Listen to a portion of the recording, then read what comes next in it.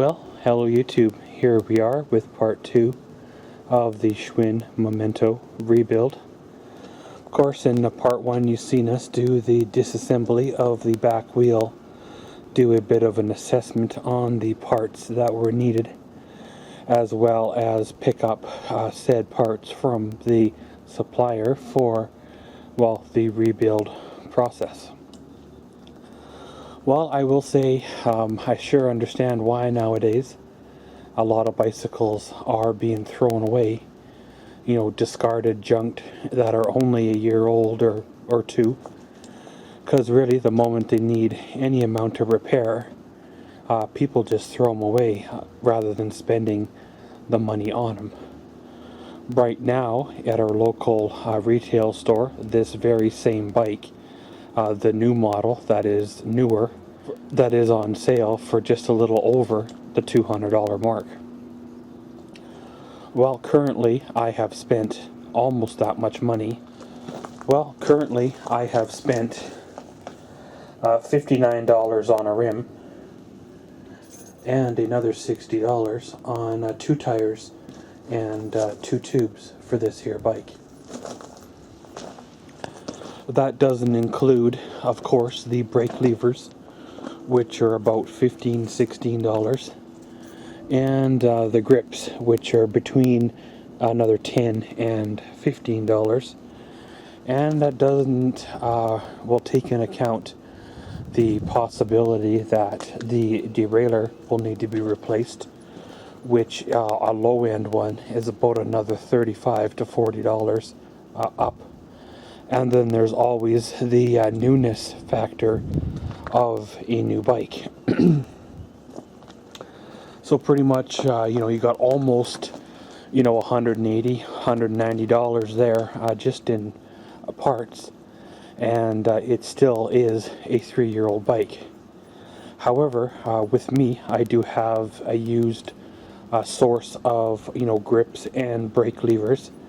The customer wanted 2 new tires and 2 new tubes, even though the factory front tire and front tube is still fine, and the back tire, while technically would have been still fine for another season. It's just this was a request by the customer, which did make the cost, well, go up a bit. So of course over here we have ourselves a wonderful tire in a box. That's right, you heard me, tire in a box. I've actually never mounted one of these fold-up, well, modern tires before. All the tires I've ever dealt with have been, well, physically round and look like a tire, and I've never actually had to mount one of these, so hopefully they're fine. The build quality is good and everything works out the way it's supposed to. Pretty much, of course, with the rim, there is a little rubber liner that goes on the rim tube, and then you put the tube in the tire and basically mount it up onto the rim. So I'm going to throw you on the old tripod here and get us some room, try to get a little bit of the shot of the mounting process. So pretty much, obviously, the first thing that I would recommend doing is getting rid of all the plastic wrap and such on the rim here.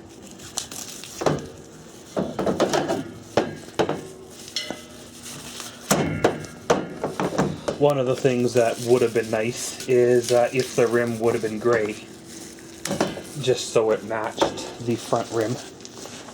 However, of course, when you're dealing with used parts or from a bicycle shop, that unless you want to buy a complete set, then sometimes, well, you get what you get. Now, I did manage to salvage or reuse the back cassette here. There is a bit of wear in the first 2 or 3 rings, but really there's no point in replacing something that is not worn out.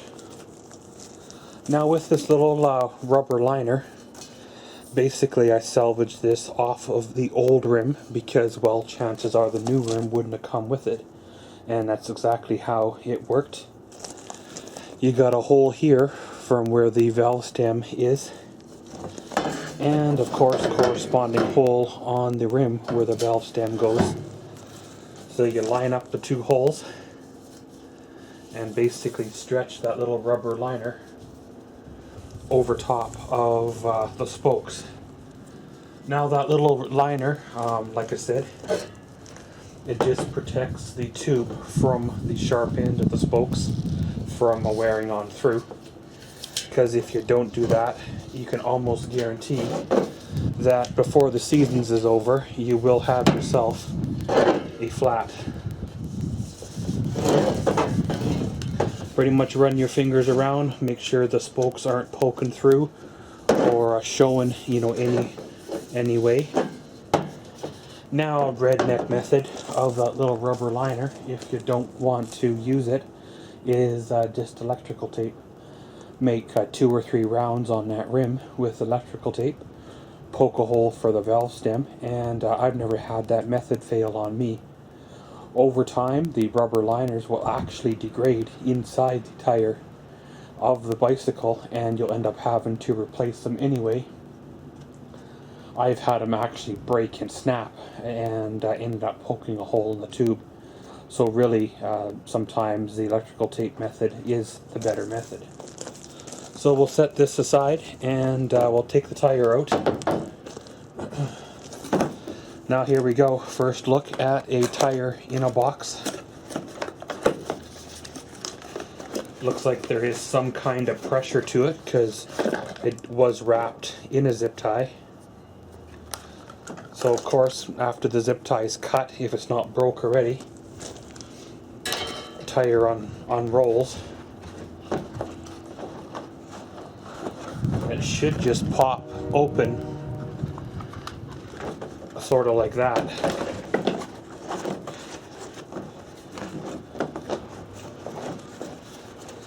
I suppose they probably did it this way for shipping, and rather than having, you know, one box with 10 tires in them and having to pay shipping, they can have one box with 20 or 30 fold-up tires in, which basically is cheaper on shipping, and I suppose could have the potential of cheaper cost for us when we go to buy our tires.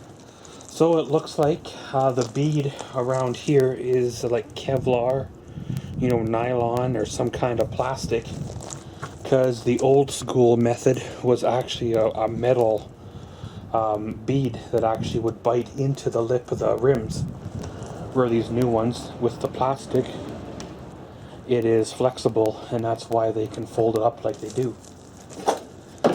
So now that that's unfolded, sort of, we'll set it aside, put a little bit of air in the new tube, which is right here. Now I always found this method here with a couple of psi of air in the tube just makes it a little bit easier for assembly. Now, of course, with an air compressor, tire pump, foot pump, whatever you want to use, just put a little bit of air in the tire. Just put a little bit of air in the tube. Nothing really too major. Like you see, as it starts to, well, unfold here, kind of resemble what a tube's supposed to look like. So we'll bring back our folded up tire, insert the tube into the tire,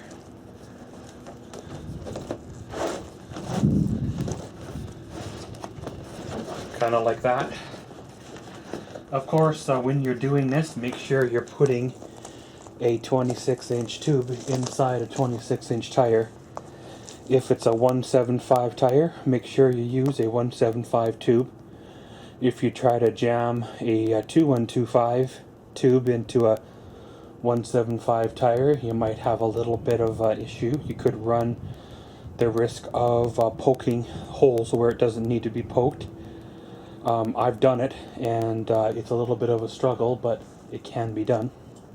So pretty much, of course, we'll have to watch out for that little kink there, but it shouldn't really pose much of an issue.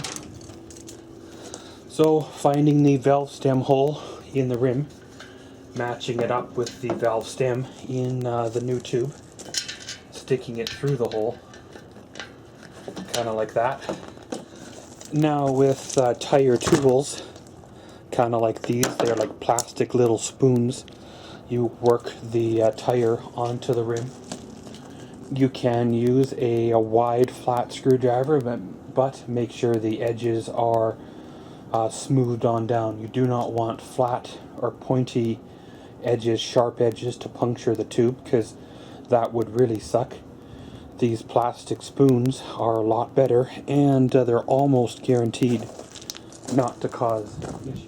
Sometimes if you're dealing with an older bike with older tires that are rotten or soft, you can end up with issues where you have to use something metal to get into there to pry the old tire off of the rim, because it's gotten all stiff and such. And then a metal one is okay, because chances are it's already, you know, rotten and needs to be replaced, and if you happen to puncture it, it's not a huge deal. So pretty much I'll try to get you the shot needed, but basically you just go around the rim, working the tire onto the rim. Again, being mindful of that little kink. If you want to let a little bit of air out of that tube, you can if you want to.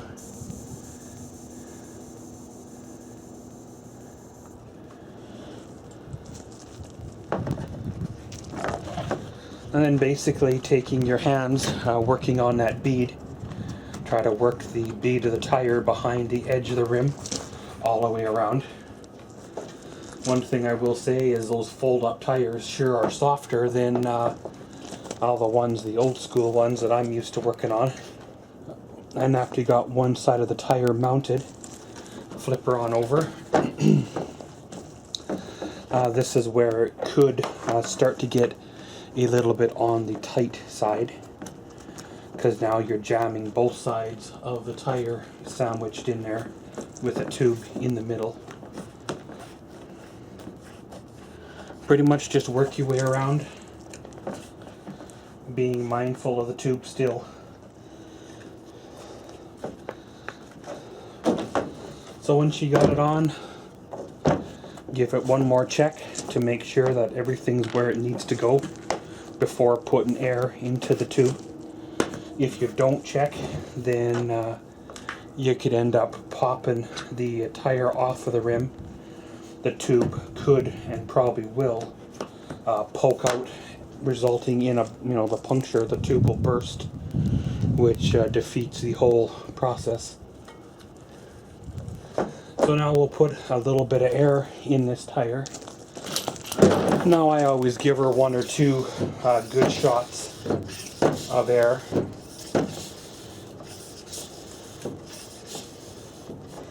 Checking the tire pressure. Then of course going around checking for any areas that the tire is wanting to come unseated from the rim. And if it looks good to you, then pretty much keep on pumping.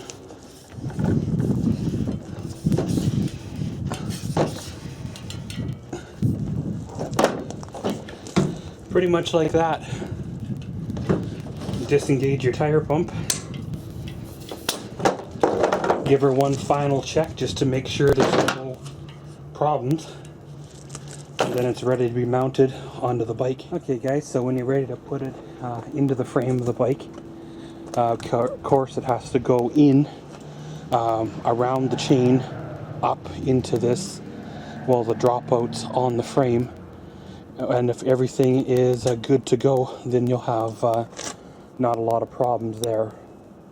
One of the things I would not recommend doing is jumping on this bike and riding her right off the bat once you got the rim in there, because there could be a different spacing on the back cassette versus the old rim versus the new rim, because there could have been a hub width difference.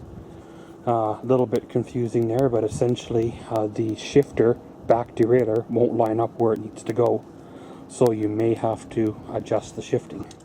So we'll put the rim in, going around the chain, swing the derailleur out of the way, and basically up and in just like that.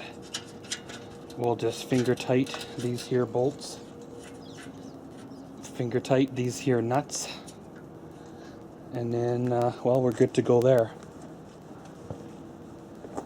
I'll put a wrench on there, tighten those on down, and then we'll come on back and we'll see if it shifts. Okay, so here we go. Once the rim's in and tightened on down, checking for any obstructions, binding, a few things like that. Once that's all checked out, let's run her through the gears and see what we got.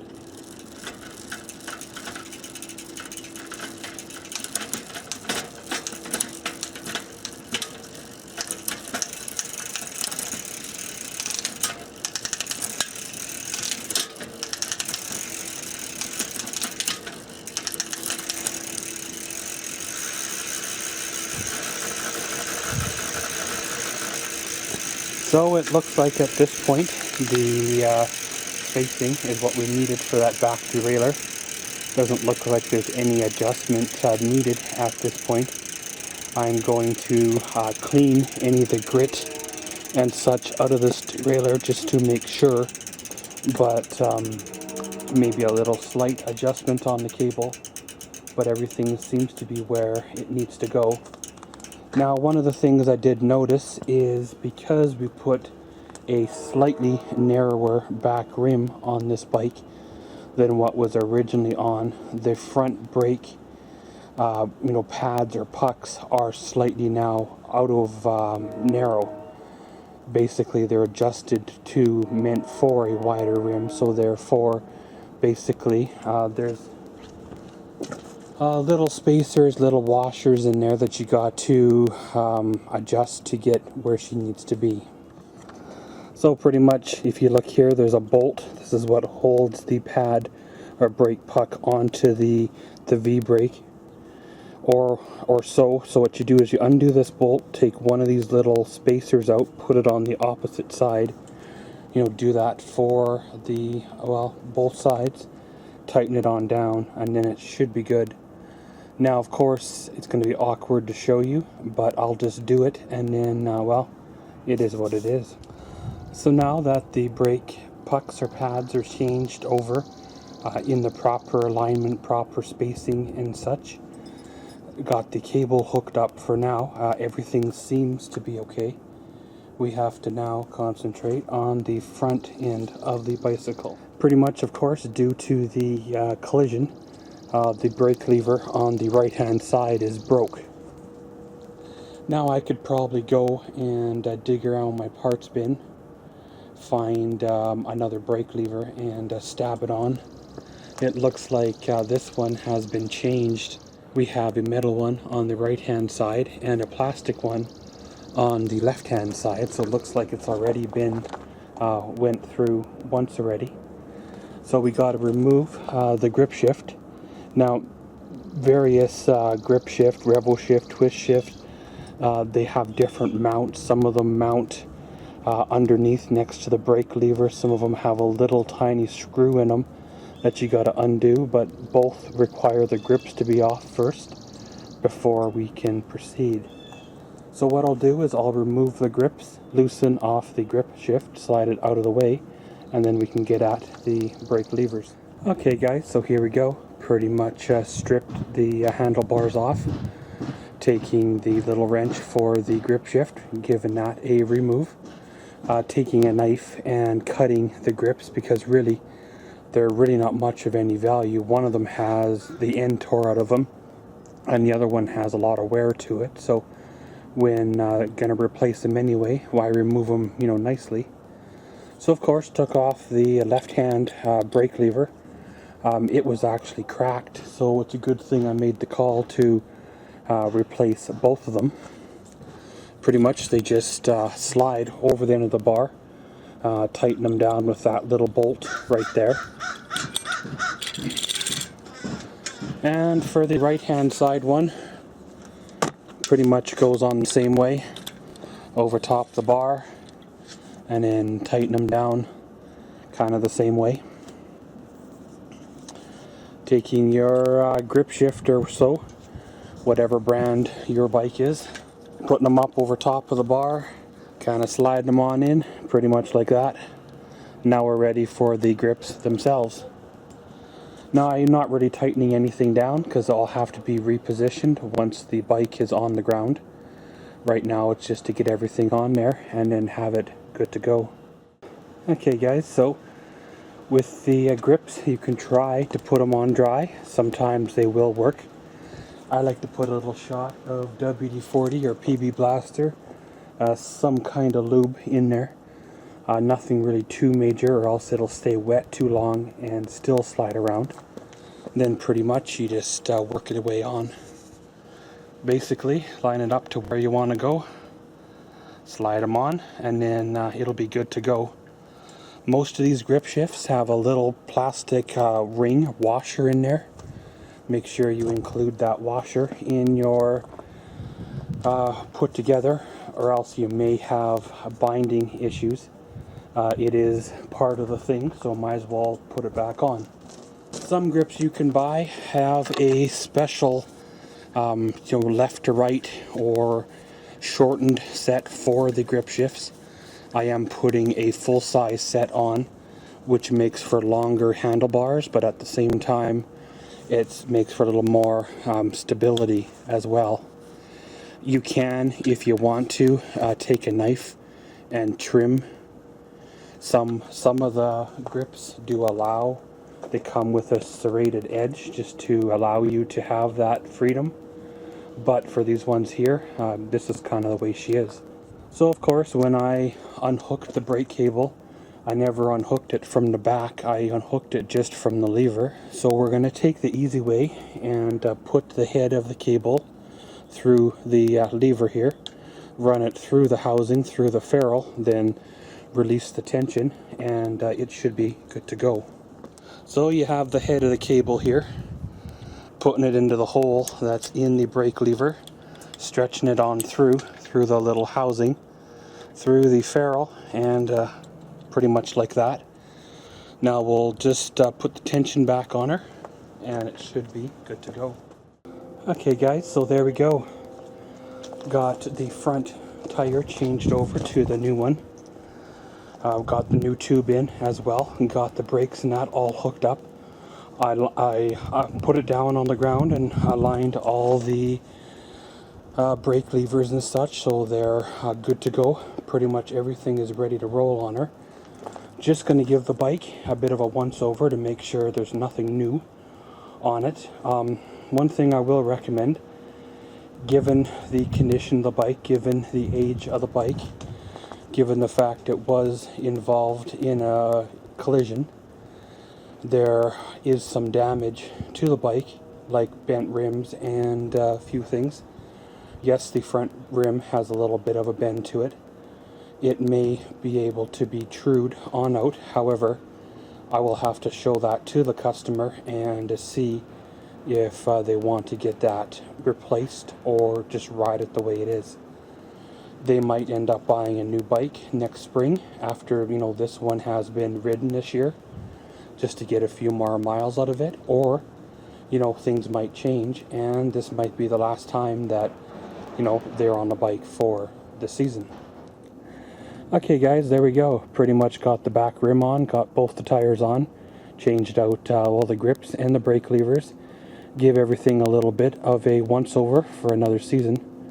It all should work out, it all should be fine. Again, I'll pass the front rim on to the customer, let them know if they want to have that changed out or not. If it was me, I would change it out because it is bent and it might create an issue later on. The front rim is the most easiest one to change. There is no shifting or nothing.